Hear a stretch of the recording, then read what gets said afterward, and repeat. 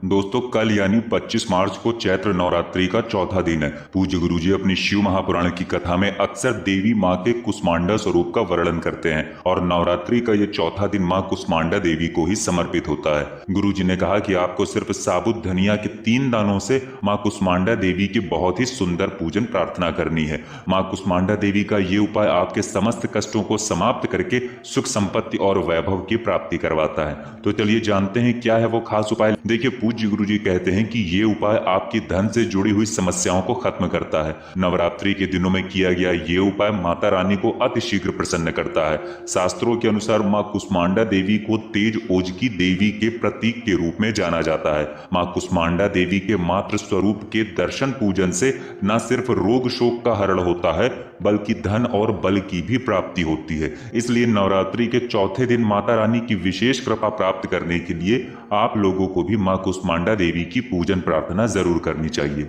चलिए अब बात करते हैं पूज्य गुरुजी के इस पहले खास उपाय की। गुरुजी कहते हैं अगर आपने अपने घर में माता रानी की मूर्ति स्थापित कर रखी है तो आप उनके सामने ये उपाय कर सकते हैं, नहीं तो आपके घर के मंदिर में जिन भी माता रानी के स्वरूप की फोटो या प्रतिमा है उनके सम्मुख ये उपाय कर सकते हैं। इस उपाय के लिए सबसे पहले आपको जरूरत पड़ेगी एक प्लेट की। प्लेट आप स्टील की ही लेंगे। इस प्लेट में आपको बनाना है कुमकुम या रोली से स्वास्तिक। देखिए माता रानी को कुमकुम यानी रोली अत्यधिक प्रिय है और इसी कुमकुम में आपको थोड़ा सा जल मिलाकर फिर इसी से आपको प्लेट में बना देना है स्वास्तिक। स्वास्तिक बनाने के बाद आपको इसी प्लेट के ऊपर एक दीपक रख देना है। ये दीपक आप मिट्टी का भी ले सकते हैं या फिर अगर आप घर पर दीपक बनाना चाहते हैं तो फिर आटे के दीपक का भी आप प्रयोग कर सकते हैं। इस दीपक में आप घी डालेंगे और इसमें आप लाल रंग की बत्ती का ही प्रयोग करेंगे। देखिए आप चाहें तो मौली के धागे की बत्ती बनाकर उसका भी प्रयोग कर सकते हैं। अब आपको कुमकुम से माता रानी का तिलक करना है। तिलक करने के बाद माता रानी को कुछ पुष्प समर्पित करने हैं। पुष्प आप पीले रंग के भी समर्पित कर सकते हैं और लाल रंग के भी। इसके बाद माता रानी को थोड़ा सा भोग समर्पित करना है।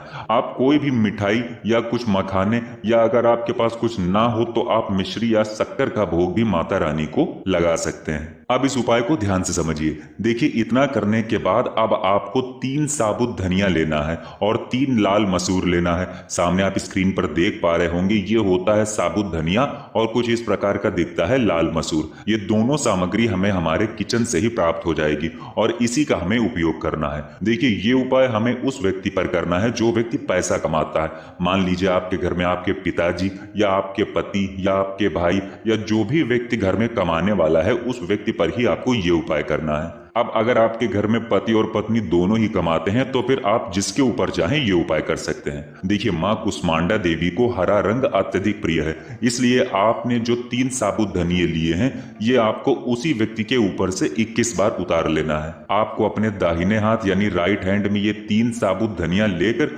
21 बार उसी व्यक्ति के ऊपर से उतार लेना है। उतारते समय आपको लगातार ओम गम गणपते नमः मंत्र का जाप करते रहना है। कौन से मंत्र का? ओम गम गणपते नमः। देखिए जो साबुत धनिया होता है ये हमारे जीवन से धन से जुड़ी हुई जो भी समस्याएं होती हैं उनको दूर करता है। चूंकि चतुर्थी का विशेष दिन है और भगवान गणेश के इस अद्भुत मंत्र का उच्चारण करते हुए ये साबुत धनिया आपको उतार लेना है। अब आपके पास बचे 3 लाल मसूर के दाने। ये लाल मसूर के दाने भी आपको 21 बार उतार लेना है और उतारते समय आपको ओम हम हनुमते नमः का लगातार स्मरण करते जाना है। अब आपके पास 3 धनिया के दाने और 3 लाल मसूर के दाने हो गए हैं, यानी कुल 6 दाने हो गए हैं। इन 6 के 6 दानों को अब आप उस दीपक में डाल लेंगे जो आपने माता रानी के सामने इस प्लेट में रखा है। ये दाने डालने के बाद अब आपको ये दीपक प्रज्वलित कर देना है। आपको दीपक इसी समय प्रज्वलित करना है, इससे पहले दीपक प्रज्वलित नहीं करना है। फिर इसके बाद इसी दीपक से आपको माता रानी की आरती उतार लेनी है। ध्यान रखिएगा आपको आरती ये प्लेट सहित दीपक उठाकर ही करना है, सिर्फ दीपक उठाकर ही आरती नहीं करेंगे। अब आपको अगले दिन ये जो धनिया और लाल मसूर के 3-3 दाने दीपक में बचे हैं इनको निकाल लेना है और फिर प्लेट के अंदर आपने जो स्वास्तिक बनाया है उसको थोड़ा सा जल डालकर गीला कर लेना है। ये सब आप किसी पेड़ के नीचे डाल देंगे। नवरात्रि के दिन किया गया ये अचूक उपाय आपकी धन से जुड़ी हुई समस्या को दूर करता है, आपके जीवन के संकट और कष्टों को समाप्त करता है। इसलिए आपको नवरात्रि की चतुर्थी में ये उपाय जरूर करना चाहिए।